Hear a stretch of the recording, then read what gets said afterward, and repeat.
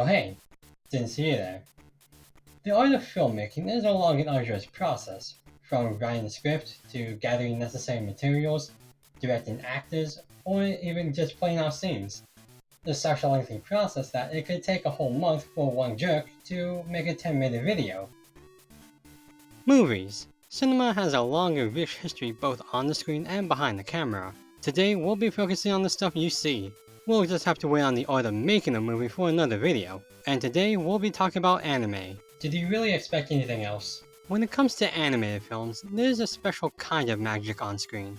If live action movies are David Copperfield passing through the Great Wall, very bold and physically present, then animated ones are Doug Henning, well, being Doug Henning. Smaller in scale, but very up close and personable. And adult films are Penn and Teller. On the surface, the magic and mystique speak for themselves, but when looked into further, the technicals and deeper ideas and inspirations of the work can be of great value for both the creators and the audience. And for film of the anime variety, there's also that little Japanese flair to it. You know, the same kind that greenlights something like MM. Well, this Hayao Miyazaki was right about something. Anime films are incredible, and I mean that in three ways: incredibly beautiful, incredibly confusing, and incredibly pretentious. What we see in anime films are some of the most jaw-droppingly profound ideas, and the most brain-numbingly obtuse takes. Of course, that's not to say all manner of film aren't like this in some capacity, but with anime films, there's an impactful idealization to be seen in it, as Japanese filmmaking is very pronounced in the subtleties and gestures. This is from the long-standing history of no theater, Japanese performing arts in general, as well as the intertwining evolution of anime with traditional filmmaking in changing times. And so, we're gonna be playing Armchair Critic today, where we're gonna look at the history and meanings behind many of our favorite anime films, as well as the overall appeal of anime film in general. Exhibit A: War Crimes. In the beginning, most of Japanese animation was short films and shorter films. Though most are lost or undiscovered to time, they nevertheless remain pivotal to anime's development as a whole. But today, we'll be focusing on the feature-length films, the stories that don't need 12 episodes of going nowhere. I'm also only gonna be talking about solo anime film, or movies that aren't connected to larger franchises, like Dragon Ball or Detective Conan, canon or not. Those are just so complex and rich in history and production that they honestly just deserve their own video. Just know I didn't forget about them, despite as much as I may want to. Japan's first feature-length film was a propaganda movie, released in 1945. Directed by Mitsu Yoseo, Momotaro's Sacred Soldiers, as officially translated, tells the tale of Momotaro refitted to capture the Japanese narrative and feelings during World War II. It features the Prince Momotaro as he commands his cute animal prince to destroy enemy nations. While Seiyu didn't necessarily make the film for explicitly propaganda reasons, I can only imagine the amount of patriotism it evoked in young children, as it was clearly made for kids. While the movie itself is inconsequential nowadays, there is something funny about these classic cute characters ready to go to modern warfare. If you think that's bad, I know a film that changes a few things about the Seneca Maka. Afterwards, most animation in Japanese mainstream media were more short films, as one could assume Japan really didn't have a lot of time necessary dedicated to full-fledged filmmaking yet, probably because they were dealing with other things. 13 years after Momotaro's military tour in 1958, The White Snake Enchantress would debut as Japan's first feature-length colored anime film. The basic premise of the movie centers on a kid and his pet serpent as he has to let go of her at the behest of his parents. The snake would eventually transform into a princess and the two fall in love with each other, effectively making her the first waifu of anime. And if you think I'm kidding about that, just ask this guy. You know, the guy who said that anime was a mistake. I'm not even joking, Hayao Miyazaki has a waifu, and it's the snake girl from this movie. It's a fascinating retrospective from him, look it up sometime. While I can't find any sources on any possible feature lengths between these two films' releases, what I can tell you is the production company behind Panda and the Magic Serpent, which is what the movie was called when it released in the US. It was the feature debut of a little studio by the name of Toei Animation.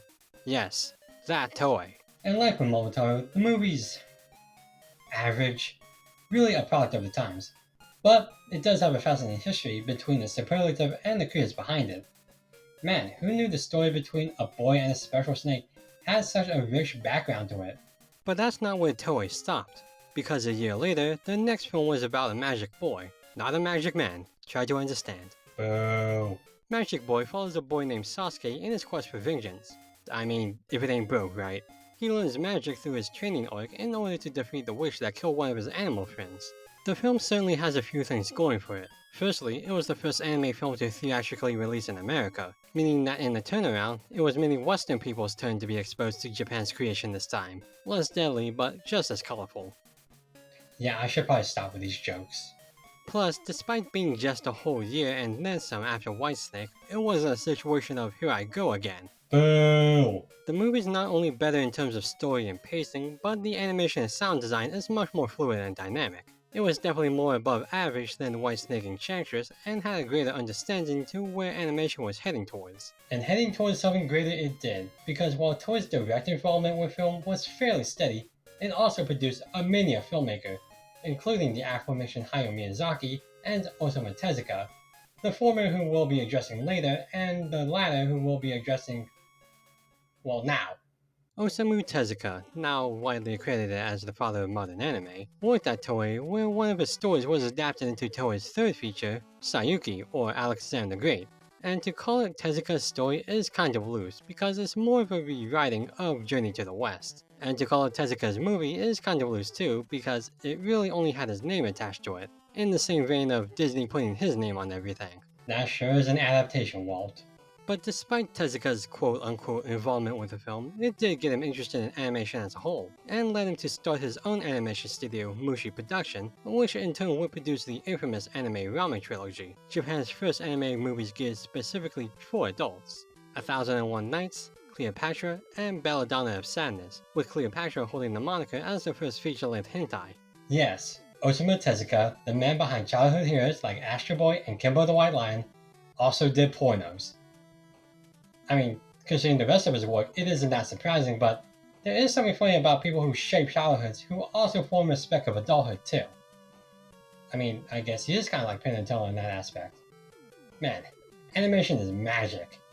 Seeing these movies now, surprise surprise, they're really tame, very art house-like and strangely profound with how they aged over these decades. And in a way, I think Tezuka and other filmmakers' evolution through the 70s helped steamroll the more artistic side of anime as the industry progressed. As a side note, as of the writing of this script and the recording of this video, you can actually watch Cleopatra in its entirety on Tezuka Productions' official English YouTube channel, completely uncensored and free of age restrictions.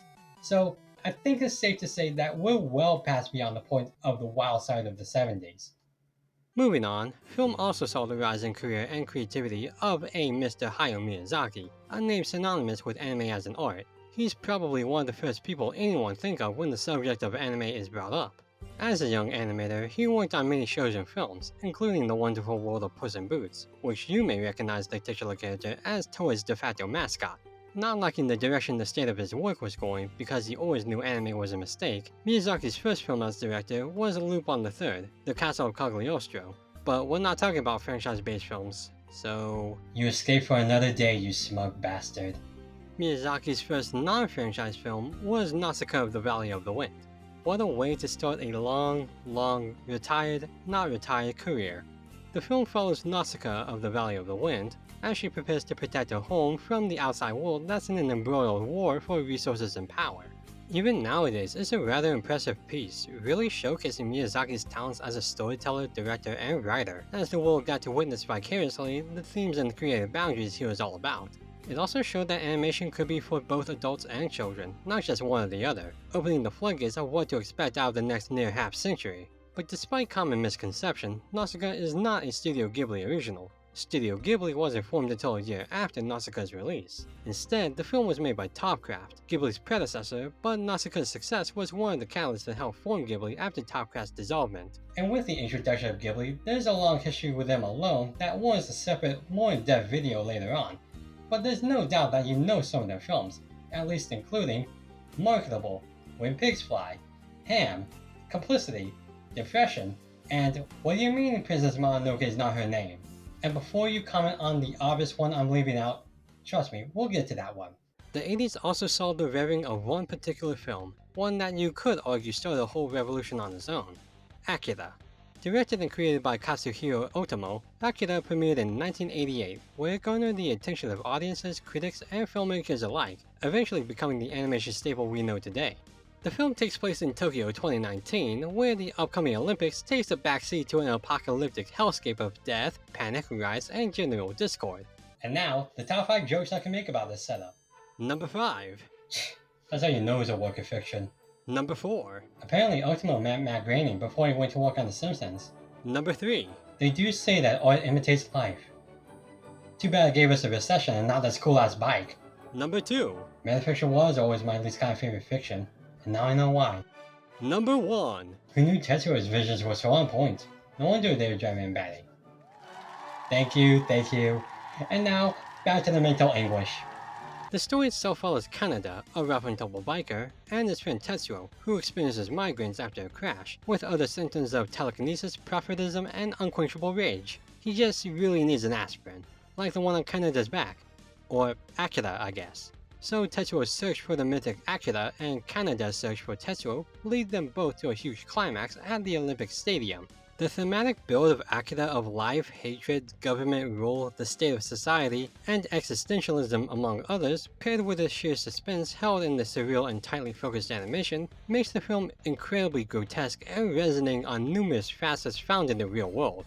It's so beautifully complex that I, and I'm sure others, can't get a full grasp on it. And perhaps it doesn't need to be, as the constant talk about its pros will keep getting revived as times continue similarly, like in the actual 2019 and then on. It achieved a level of status among animation films that many would like to achieve themselves, that being timeless, relevant, and aggrandized. The cyberpunk style and the chaotic philosophies of the film act as a time capsule of the 80s that always re-emerges every now and then, and it is worthy of that as well. One of those thens can be found in the influence Ghost in the Shell. Another cyberpunk film, this time released in 1995, Ghost in the Shell also explores themes of existentialism, but this time more focused on body autonomy, free will, AI, and other self-reflective ideas. Directed by Momoro Oshii, the film is a thriller chase between the military droid the Major and her vicious target, the Puppet Master. Unlike Akira that has a more dystopian look to it, Ghost in the Shell's world is closer to a grimy, more technological setting. This, along with its deeper themes, really help its premise as more grounded and relatable, as the sci-fi aspects still do hold a sense of realism closer than Akira's more supernatural spins. Ghost in the Shell was also revolutionary in the aspect of animation, as it was one of the first films to experiment with mixing traditional cell animation with the new CG effects. Of course, this would come full circle in 2017's live-action remake starring Scarlett Johansson, using no cell animation and always CG effects. Look, the movie sucked, but at least it didn't result in AI ruling everything. Yet.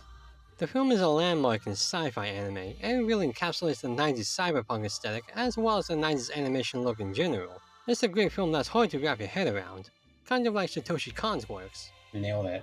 Satoshi Kon was a brilliant man and innovator of the authorship you can see in anime. You can instantly know this by looking at what he worked on: Memories, Paranoia Agent, and of course, the peak of fiction, JoJo's Bizarre Adventure. See, those musical jokes earlier in the video weren't pointless. It was all a reference. But for now, we'll be focusing on one of his directorial works, as I think he deserves the largest spotlight later on. Perfect Blue, a story about an idol actress's degrading mental state via stalker, is a film told excellently through its narrative writing of emotions and hypertension scenery viewed through the POV of the heroine. It's a rather stirring commentary on the industry and celebrity culture itself, and really chips away at your own psyche as you watch the horrors around the protagonist. There's no sense of safety, and all quiet moments are just as frightening as the loud ones. It expertly builds this atmosphere of an ever-watchful eye and its almost omnipresent actions. It's a really compelling and tense horror film that Kon constructed wonderfully. And the thing is, I don't think it's his best work. For me, anyway. I'll talk about that when I talk about Kon himself later on, but for now, we'll just have to slip into the modern era of anime film, post-2000. 2001 saw the return of Hayao Miyazaki after what seems to be the first of his permanent 29 retirements. Spirited Away is deemed Miyazaki's magnum opus, aside from his 11 other magnum opuses. But like his retirements, it's always changing. But with this, there is more credit to it, as it was and still remains the only anime film to ever win an Oscar. And subsequently, there was a boost in searches on Google that next Monday morning. If you don't know somehow, it's the story of growth of a young Chihiro whose moving to a place is impeded by her parents turning into pigs. Ugh, hate when that happens. In order to turn them back, Sen, as she's now named, has to work wage-free and complete-free at a bathhouse for spirits big-headed by the witch Yubaba. For as big as the film feels, it's actually very leveled and really lets the mood sink in when it needs to. Every scene has a question for Sen and the audience, but the question itself isn't explicitly asked, but is rather told unconsciously and different between people. Like, how can you learn from Yubaba's rules, or what's the meaning of the no-face bath scene? For as surface level as they may seem, the questions do have this philosophical motion behind them, despite never having actually been asked by anyone. The brilliance of Spirited Away's use of character growth, animation, and atmospheric blend attains a sense of child and adult-like wonder, as I do believe you can learn new things about yourself when watching this film. So much so that I can't cover it all here, but instead, you guessed it. And even though Spirited Away is a great film about the self-reflections and maturity of a young lady, it's far more resonant than that. Miyazaki really did have a goal of writing a story for young girls, but in efforts of making Sen a very humanistic protagonist, he made her universally appealing, with a very realistic and down-to-earth persona that stands as one of animation's greatest kid characters. Now this will be the last time we see a Miyazaki in this video, but there's no doubt that he's a filmmaker's filmmaker, permanently leaving his mark on the industry and the art. And he inspired many creators to go into film, including yours truly and our next topic, Mamoru Hosoda. Mamoru Hosoda, like Miyazaki, is another person whose work I won't cover entirely here, though it is smaller. Also similar to Miyazaki, Hosoda's first feature directorial debut was a franchise film, this time One Piece, which is weird considering that and Lupin are about criminals. How deep does this go?